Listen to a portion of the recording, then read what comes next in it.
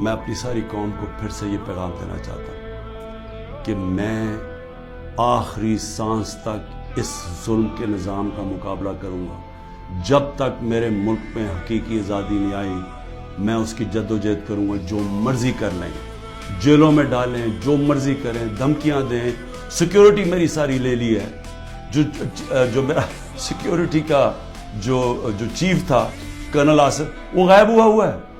جو گاڑیاں تھیں, جو سیکیورٹی کی 2 گاڑیاں ساتھ جاتی تھیں, ان کو پولیس اٹھا کے لے گئی ہے. یہاں سارا جو ہمارے ساتھ, جو احمد نیازی, جو بھی لوگ تھے, سب چھپے ہوئے ہیں کیونکہ ان کے اوپر FIR کر دی. اور پھر یہ سمجھتے ہیں کہ شاید اس کی وجہ سے میں ان کے پاس جاؤں اور کہوں کہ جی مجھے معاف کر دو کہ میں نے آزادی کی بات کی تھی, مجھے معاف کر دو. اور میں آپ قوم کو بھی کہنا چاہتا ہوں, کبھی نہ اس نظام کو قبول کرنا. جس دن آپ نے اس کے سامنے اپنا سر جھکا دیا, آپ کا کوئی مستقبل نہیں رہے گا پاکستان میں. پاکستان زندہ باد.